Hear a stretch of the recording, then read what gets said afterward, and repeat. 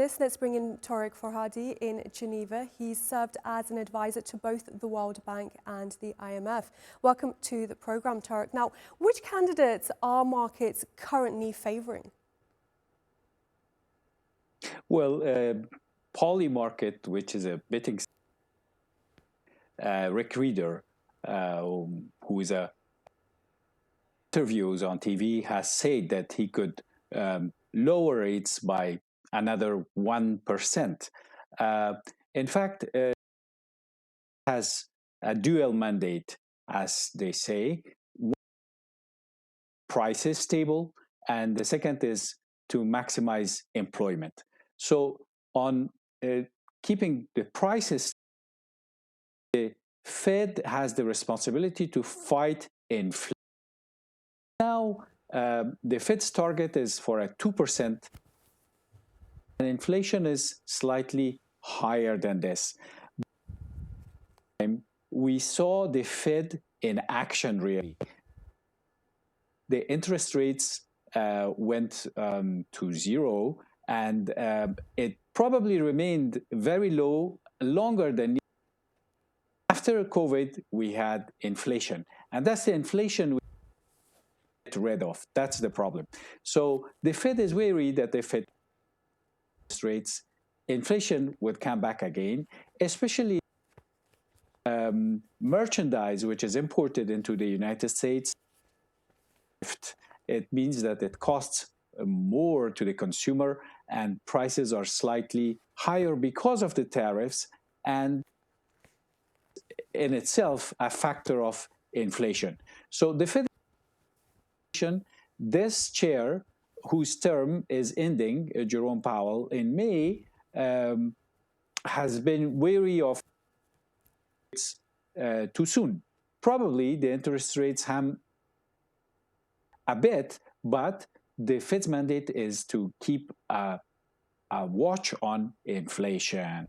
And from the political side, from President Trump's side, he wants lower rates, because if the rates were lower, the interest on the credit cards in America, there is $1.2 trillion of credit card debt.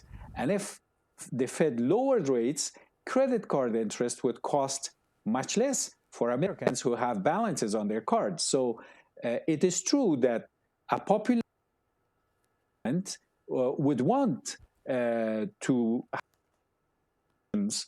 give quick relief to consumers on their bill. The risk from the Fed's standpoint is by lowering the rates too much too soon, they might lose control on inflation.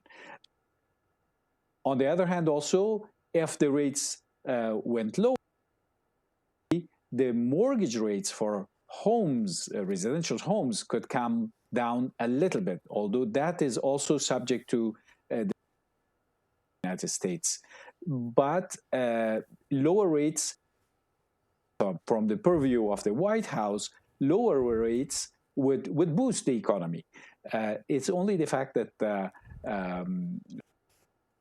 is a risk, because we experienced inflation, lower rates after COVID.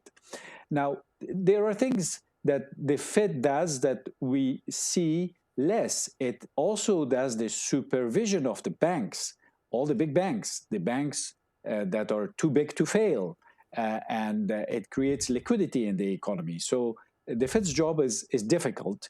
It's not only the chairman, but there's a board, the Federal Open Market Committee, that makes these decisions. And there also, the president can appoint